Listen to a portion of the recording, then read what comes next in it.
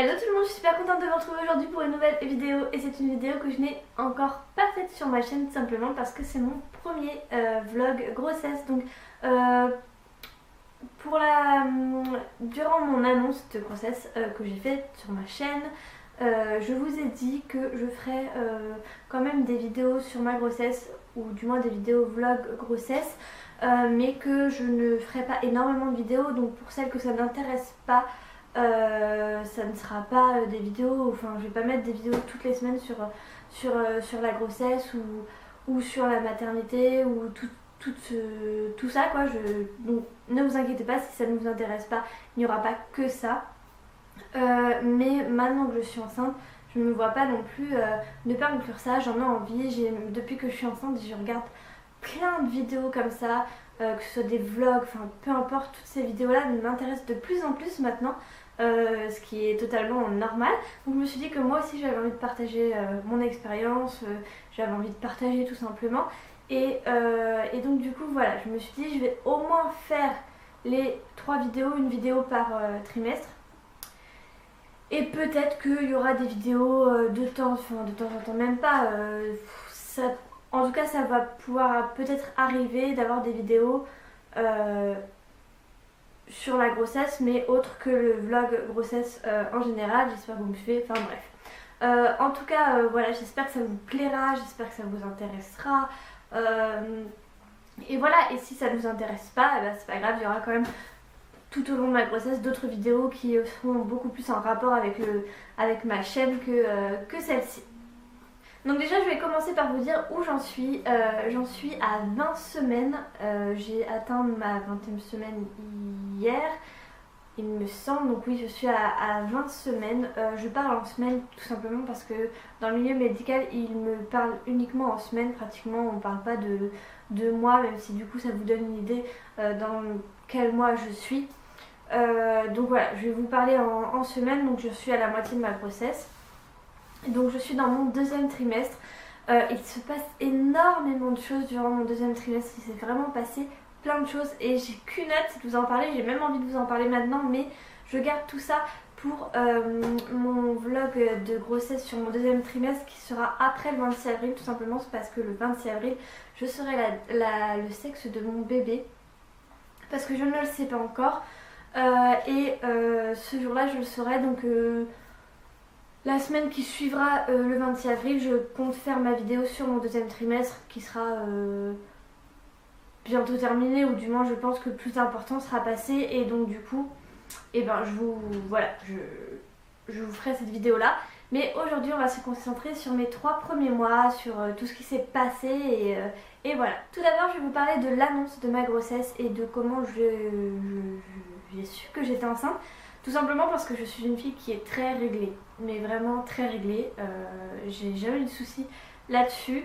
Je n'ai pas eu mes règles, et quelques jours après je me suis dit c'est un petit peu bizarre, et puis je sentais certaines choses sur mon corps que j'avais pas l'habitude de sentir.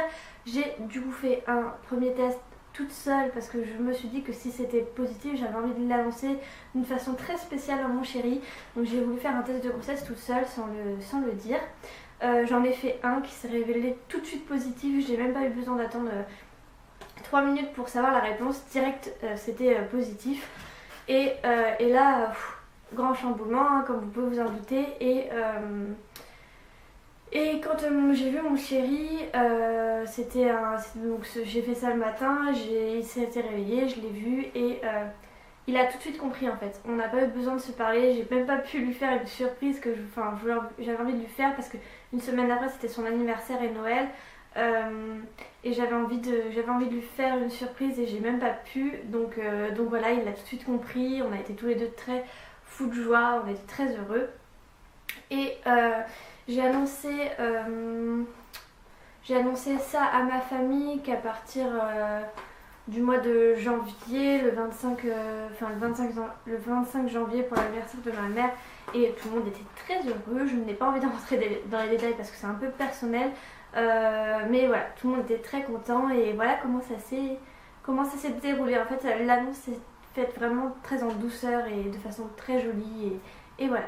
En ce qui concerne les symptômes, j'en ai tout simplement pas eu beaucoup. Je n'ai eu aucune nausée, aucun vomissement, rien du tout, vraiment. J'ai été hyper chanceuse. Je m'attendais, moi, avec ma chance d'habitude, à avoir des nausées, à vomir, à me mettre dans les toilettes toute la matinée. Et bien, pas du tout. J'ai eu la chance que tout s'est passé vraiment de façon très clean. J'ai eu aucun souci. Et voilà. Les seules petites choses que j'ai eues, c'est que j'étais... toutes les odeurs m'insupportaient. Même les odeurs que j'adorais auparavant. Très vite après, j'ai su que j'étais enceinte. Quelques temps après, les odeurs, je pouvais plus les supporter. Le parfum de mon chéri, je pouvais plus le supporter. Le gel douche, je pouvais plus le supporter. Mes crèmes, c'était pareil. Du coup, j'ai dû arrêter de les mettre et prendre des crèmes qui étaient beaucoup plus neutres ou du coup sans parfum. L'odeur de la nourriture, même l'odeur de la nourriture que j'adore et que j'avais envie de manger, je ne pouvais plus la supporter. Le fromage voilà, que mon chéri mangeait, je ne pouvais plus supporter. Enfin bref. Beaucoup d'odeurs de mon quotidien, je ne pouvais plus les supporter et ça devenait vraiment chiant, vraiment c'était désagréable parce que je le faisais pas exprès mais je pouvais pas quoi, je pouvais pas. Si mon chéri portait son parfum ça allait pas, même le mien je pouvais plus le supporter, alors c'est pour vous dire. Donc voilà, et autre symptôme c'est que j'ai eu vraiment très mal au ventre. Donc on m'a expliqué que c'était parce que tout se mettait en place à l'intérieur, mais j'ai eu vraiment des douleurs au ventre. Pas des brûlures d'estomac, ni des nausées, ni rien, mais vraiment des douleurs au ventre. Et voilà, c'est la seule chose que j'ai eue. Et puis les émotions. Alors ça, c'est pas un mythe. Hein. Les hormones, en fait, dès le début, je pleurais pour tout et n'importe quoi. Même quand c'était drôle, je pleurais. Je me supportais plus moi-même. La plupart du temps, les gens rigolaient. Enfin, c'était... Vraiment, je voyais un truc drôle, ça me faisait pleurer, un truc triste, ça me faisait pleurer, un truc joyeux, ça me faisait pleurer. J'en pouvais plus, je me supportais pas, je n'aimais pas du tout être comme ça. Et du coup, c'est vrai que le premier trimestre, c'était assez difficile parce que j'ai l'impression de plus me reconnaître et de plus... Je sais pas si... Voilà. Je sais pas si je suis la seule femme enceinte qui a eu du mal à se reconnaître pendant le premier trimestre. Dès que je suis passée au deuxième, ça a été totalement fabuleux, mais le premier, au niveau des émotions, c'était vraiment pas terrible. Donc voilà, c'était les deux, trois petites choses que j'ai eues au niveau des symptômes, au niveau un peu dérangeant au niveau de la grossesse. Au niveau des changements corporels, j'ai eu deux choses qui ont changé au premier trimestre, c'est pas ma poitrine. Ma poitrine, ça a été la première chose que j'ai remarqué. J'ai pris pas mal de poitrine. Vous en prenez tellement d'un coup que ça vous fait un peu bizarre quand même. Voilà, faut vraiment vite s'adapter à son corps et tout. Et tout le long de la grossesse, c'est un peu ça. Et oui, donc du coup, la poitrine, j'en ai pris. Et ma peau, au premier trimestre, elle était trop belle. J'avais une belle peau. Elle était jolie en fait. Même le matin, je me trouvais pas... voilà. J'aimais bien ma peau, elle était jolie. Et voilà, mais ça a vite changé. Au deuxième trimestre, c'était pas la même chose. Je vous en parlerai dans l'autre vlog grossesse, c'était pas pareil.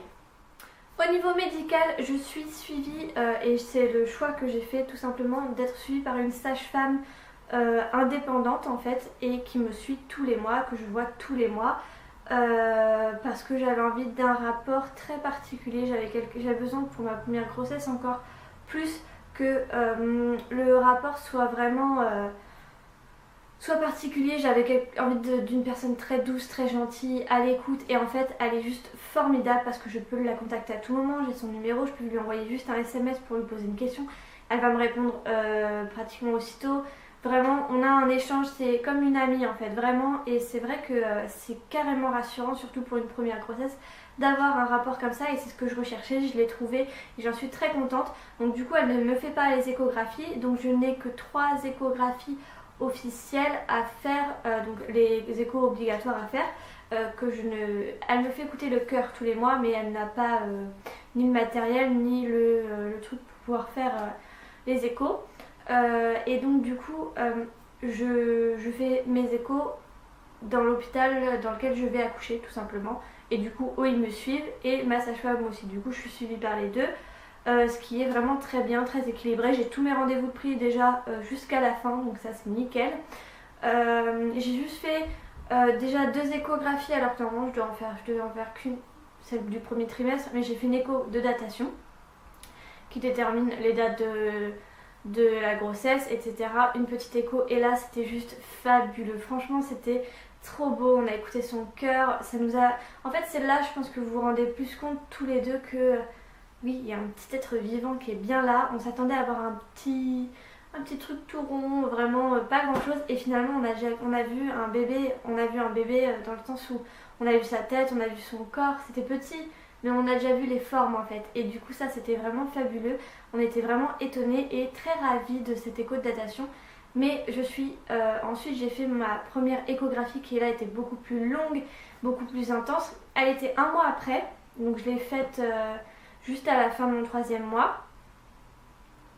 Et elle était beaucoup plus complète. Il y avait beaucoup de photos, elle devait mesurer plein de choses. On l'a vu, c'était fabuleux. Je pense que c'était le plus beau moment de ma grossesse. Et donc du coup, on n'a qu'une hâte, c'est d'être au 26 avril pour pouvoir vivre de nouveau ce moment-là. Et entre le mois de janvier et le mois d'avril, parce que je crois que c'était au mois de janvier... Ouais, fin janvier. Donc entre fin janvier et fin avril, le bébé aura déjà bien évolué, donc ça va nous faire un choc. Donc d'un côté c'est bien aussi de ne pas avoir des échos tous les mois, c'est parce qu'on peut voir vraiment l'évolution du bébé d'un seul... Enfin c'est énorme, vraiment on n'a qu'une hâte, c'est de revoir ce bébé. Et donc voilà. Ensuite, je ne suis pas immunisée contre la toxo comme la plupart des femmes, et donc du coup je dois faire une prise de sang tous les mois, mais bon ça c'est pas très grave parce qu'il y a peu de chances pour que je sois contaminée enfin je n'ai ni chat, ma famille n'en a pas, je ne mange ni viande ni poisson, donc voilà, je suis pas enfin je peux être contaminée, mais il y a moins de chances du moins que j'y sois, donc ça c'est plutôt cool, même si les vaccins la prise de sang tous les mois c'est pas terrible parce que je suis pas très fan des aiguilles, mais bon faut le faire, c'est qu'une fois par mois donc je le fais. Mais sinon voilà, il n'y a pas énormément de choses à dire pendant le premier trimestre, c'est voilà, tous les rendez-vous qui se mettent en place, tout ça qui se met en place, et voilà. Je vais finir par vous parler de 2 soins que j'ai utilisés durant le premier trimestre et que je continue à utiliser, mais je ne vais pas utiliser que ça durant le 2e trimestre. Et je vous parlerai d'une application que j'ai utilisée dès le début, et voilà. Premier soin que j'utilise, je vous en ai parlé, c'est la crème, le lait corps hydratant de chez Cadom à la crème de talc. Peau très sèche, sans alcool, sans colorant, sans parabènes, à la gelée royale. Elle sent un peu la pâte à modeler comme je vous ai dit dans ma vidéo précédente de mes favoris. Mais c'est très léger, ça part, moi ça me dérange pas, hein, j'aime bien. C'est une odeur que je supportais déjà, enfin que je supportais le premier trimestre, qui est très légère parce qu'elle part en fait. C'est au début vous avez l'impression que ça sent. Puis alors moi ça me fait penser à la pâte à modeler, mais si vous sentez, enfin si vous allez sentir l'odeur, vous n'allez pas forcément vous dire ça sent la pâte à modeler. C'est juste moi qui suis peut-être un peu bizarre. Voilà, ça je l'utilise pour mes jambes, enfin du genou jusqu'au pied, mes bras, et voilà. Et l'autre produit que j'utilise, c'est l'huile de soin de chez Eucerin. Donc c'est une huile dont j'ai entendu parler, ça c'est mon 2e flacon parce qu'il s'était vendu par 2. Là ça descend beaucoup plus vite que mon premier flacon. Donc sa efficacité prouvée contre les vergetures. Depuis que je l'utilise, j'ai toujours pas eu de vergetures. Alors comme je vous ai dit, j'ai déjà des vergetures mais qui sont pas dues à la grossesse, qui sont là mais qui ne sont pas dues à la grossesse. Donc depuis ma grossesse, je n'ai pas eu de nouvelles vergetures, ni sur le ventre, ni nulle part quoi. Et voilà, c'est une très bonne huile, je l'applique uniquement le soir parce qu'une huile le matin c'est pas terrible. Je pense que je vais juste me prendre une autre huile pour alterner, utiliser encore cette huile là, plus une huile beaucoup plus naturelle qui va être une huile d'avocat. J'ai entendu beaucoup de bonnes choses sur ça, donc je vais alterner un soir cette huile là, un soir l'huile d'avocat pour mon 2e trimestre, enfin pour la suite là de ma grossesse. Ça je vais le finir pour mon corps, et après peut-être que j'utiliserai un autre produit, mais ça c'est vraiment parce que j'ai la peau sèche à 2 endroits et que comme je risque pas d'avoir des vergetures ou un changement au niveau de mon corps avec la grossesse, dû à la grossesse, ben j'utilise ça, c'est juste pour m'hydrater le corps parce que j'ai la peau sèche.